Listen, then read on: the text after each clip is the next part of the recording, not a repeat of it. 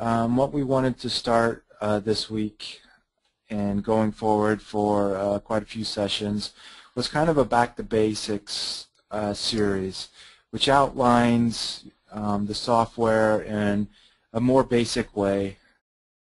You get your software, you've got it installed, now what do you do? So that's what we will start to speak about today. First off, I'd want to say you bought this nice big fancy software package, you have it installed, and now you're ready to start making money and start drawing and saving tons of money. Well, the truth of the matter is, we've supplied an out-of-the-box setup. For most shops, it's only going to work in the most generic of situations.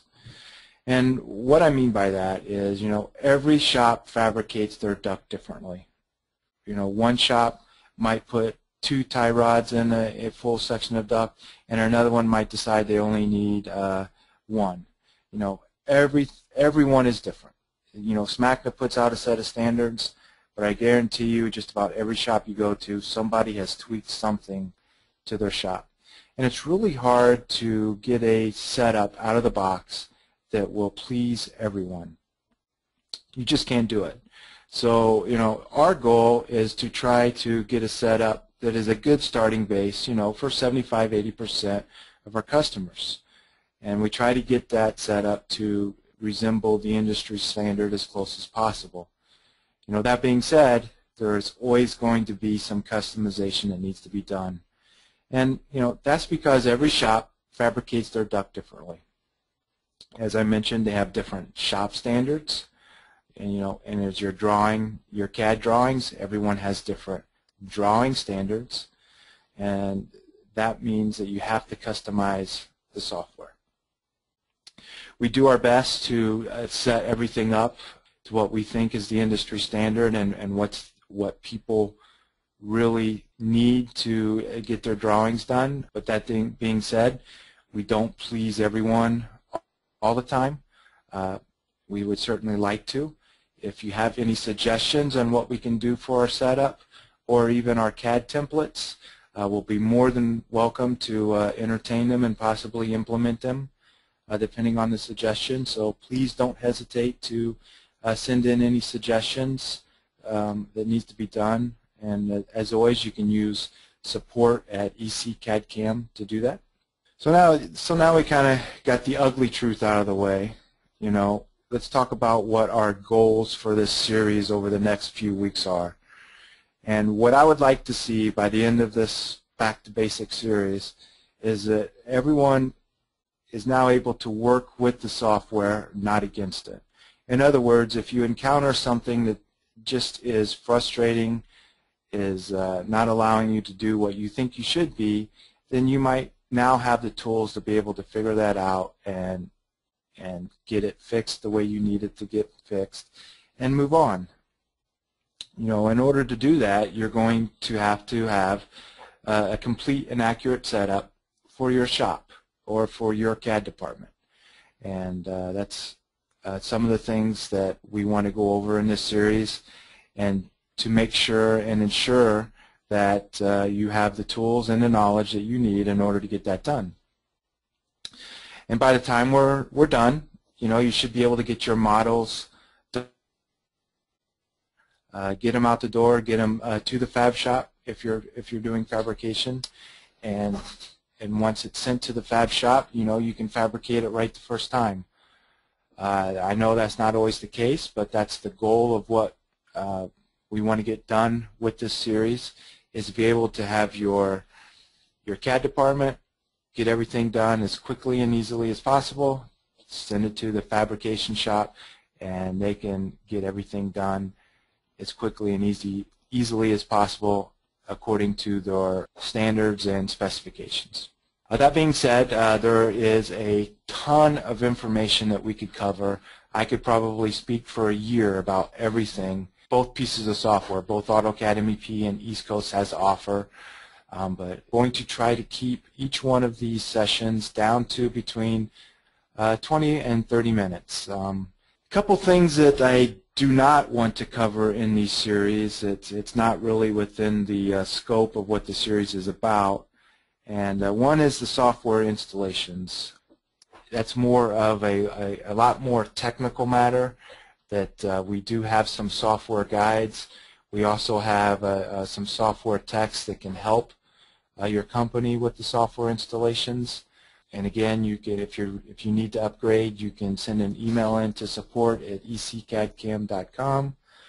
And it's just a little bit out of the scope of what this presentation is about. And additionally, we're not really going to get into setting up your shop equipment. And that is solely for the purpose of, can't really do that on a webinar. That's something that either someone has to be on site or they do over the phone. And again, it's just really out of the scope of what this series is about. Everything in between that, the software installation is the beginning of the journey here, and setting up the shop equipment is sort of the end of the journey. We will try to cover everything in between. Some things more in depth than others. As I said, there's just a ton of information that can be covered here, and we're going to try to highlight the things that we think are most important and go from there. So I said we weren't going to cover software installations, but one of the things that you should verify is, did everything get installed that needed to be installed? And there are 3 software packages outside of AutoCAD MEP that EastCoast has. 2 of those are Duct, which is our software that sends everything to the CAM machines. We have Part Manager, which is our software that interfaces Duct with AutoCAD MEP. It also performs a lot of the same functions as Duct, but it also is kind of the information hub that allows you to send your information between AutoCAD MEP and the Duct database. And when I say the information hub, what I really mean is it allows you to set up your catalogs of your different parts and duct fittings and then use those catalogs inside of AutoCAD MEP. So we have Duct and Part Manager, and the third piece of software is our fabrication for AutoCAD MEP. And when I say our third piece of software, I really mean it is just a grouping of these 4 pieces that you see here. The parametric part wizard templates, our manufacturer-specific catalogs, and our user interface elements. So to really get the full-blown experience with our software inside of AutoCAD MEP, you should have these 4 pieces of software installed, because they are separate installations off our installation media. So one install does not install everything at once. You actually have to install them separately. And it's very easy to tell inside of AutoCAD MEP if you have these 4 items installed. The first one here is, if you see the Load Catalog button or the Fabricate panel on the Home tab of AutoCAD MEP, then you know that the fabrication for AutoCAD MEP software is installed. To check and see if our parametric part wizard templates are installed, again, you can go to the Home tab, and on the first panel there's a drop-down. You choose the parametric part wizards. And if you go into a part such as the VAV boxes, if you see what looks like some customization, here is a VAV box with a lot of customization to it. It's, let's see, I think it's the VAV box template 1. Then you'll know that our parametric part wizard templates are installed. Specifically, if you see the name EastCoast in there, then you know you're good to go. Our manufacturer-specific catalogs, if you go to add a part using the MVPART add command, and we'll get to specifically what is an MV part and how do you add it a little later on, but if you just go to add a piece of equipment, you should see the EastCoast MVPARTS catalog. You might have 2013, depending on what version you're on. Our current version of catalogs are for 2014. You can see that right above the EastCoast MVPARTS catalog here in this screenshot, I also have the AutoCAD MEP standard catalogs, and I also have a custom catalog that I have created myself. And finally, the last piece of software, which I find does not get installed as often as it should on the user's machines, is our user interface elements.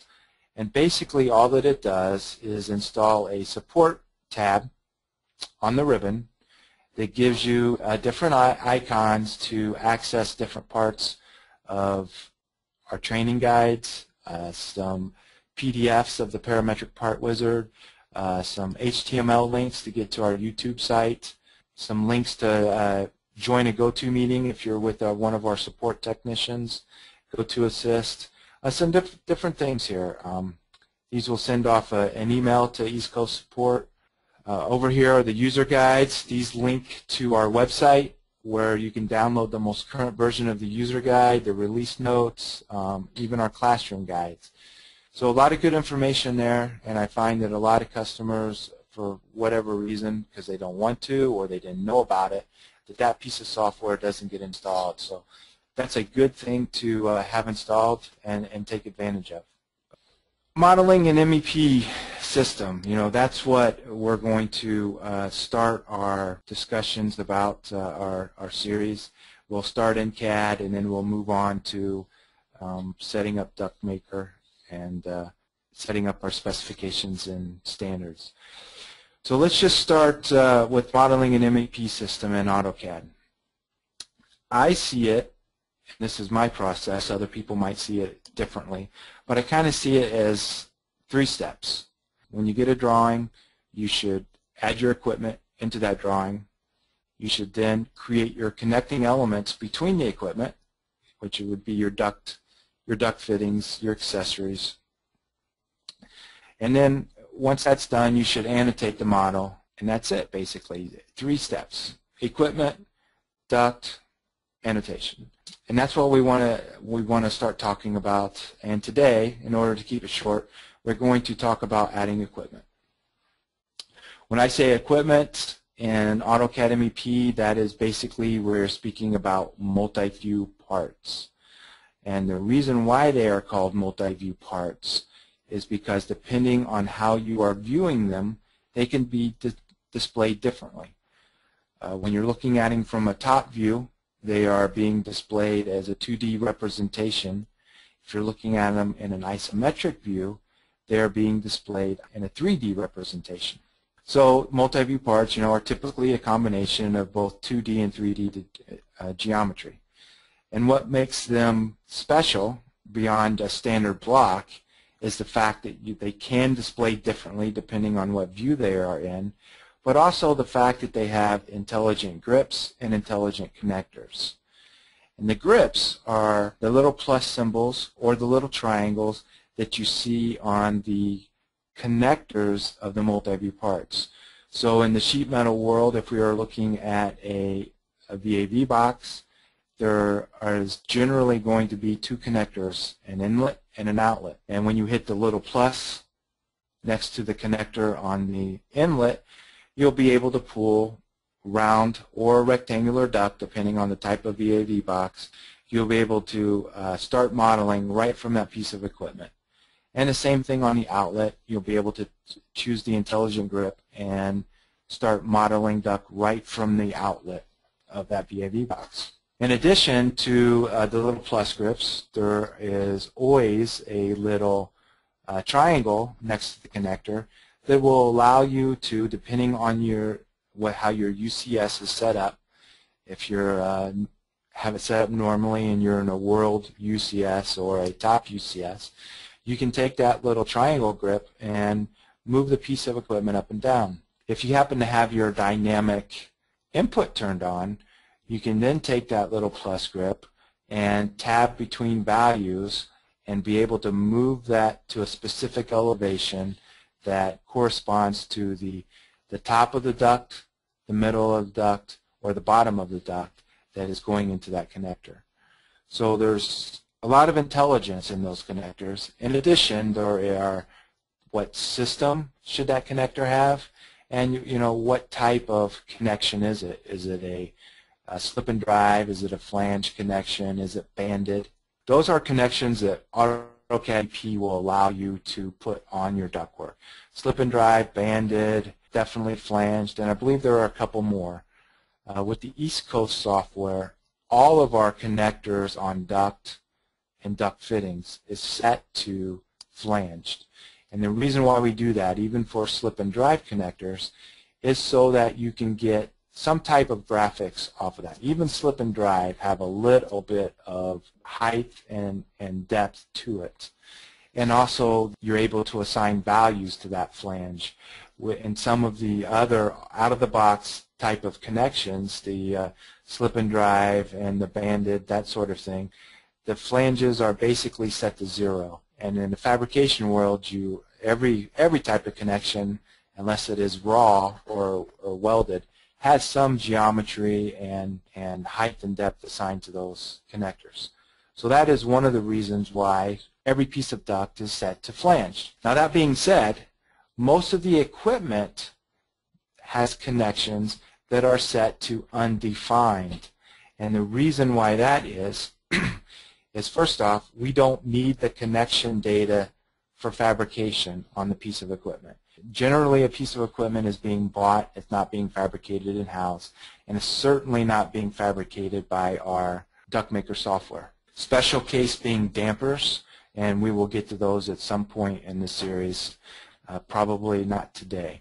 So we don't set our connectors on equipment to flanged, we set them to undefined. The reason is an undefined connector will work with any of the type of connectors that AutoCAD MEP offers.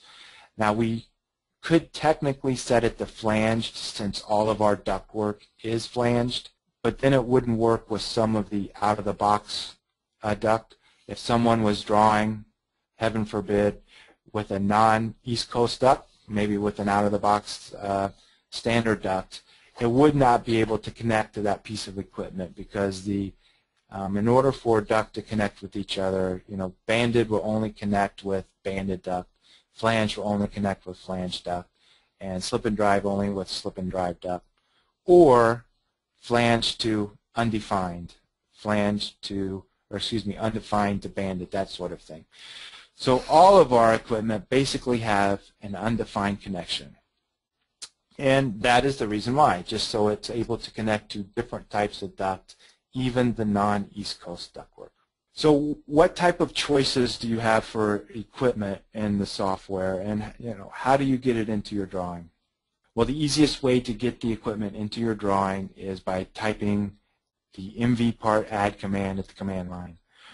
When you type MVPART add, it will open up the add multi-view part dialog, and you will have access to every single piece and type of equipment that you have loaded into the system. It could be coming from the EastCoast database. It could be coming from the AutoCAD MEP, what I will call out-of-the-box catalogs, and those are just the catalogs that are shipped with AutoCAD MEP. If you don't have our software loaded up, those catalogs will be available for use. And you'll also get what I will call the EastCoast out-of-the-box catalogs, and those are basically any multi-view part or fitting that does not live in the database but instead is resident inside the folder structure of AutoCAD MEP. So with that MVPART add command, you have access to all of those, and the dialog is going to look similar to what, well, not similar, almost exactly like what we see here. Depending on whether you have the details button selected or not, this part below might go away. One thing that a lot of people miss, and because of this they think they are missing parts, it is important that you pay attention to this limit search to, and then some arbitrary number, and then the amount found.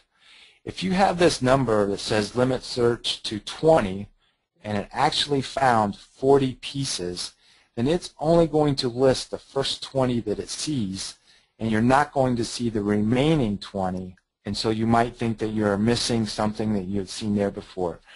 So this is important that whenever you're inserting equipment, just glance up here and make sure that this first number is at least equal to or greater than the value of the second number. And that way you'll be able to just verify that you have access to all of the parts that you think you have for that piece of equipment. And additionally, there's one other setting here.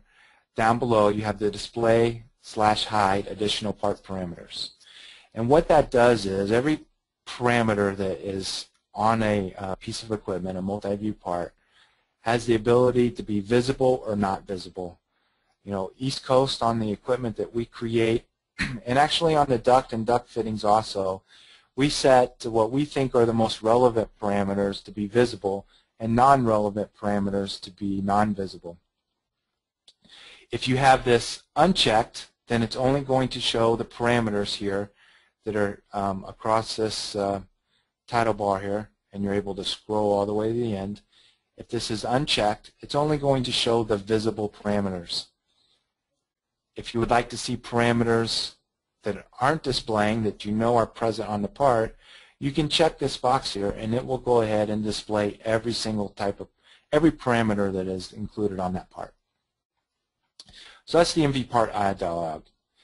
The parametric part wizard, what that does is that takes a generic template, allows you to put in your own parameters to create a new part based on that template. It's very similar to what we do in Part Manager when you want to create new fittings on the piping side. It's just on the duct side, most of the equipment lives in this parametric part wizard. And it's easy to invoke using the parametric part add dialog. And let's go ahead and go into AutoCAD MVP. I just want to demo just a little bit of adding in the equipment and showing how it works. So I have a VAV box already in my drawing here, and we spoke earlier about the intelligent grips. So if you notice here, there is a plus symbol, and with that plus symbol I can, if I hover over it, I can tell it I want to add duct or add flex duct. Most of the time on a piece of equipment like this, I will be wanting to add duct.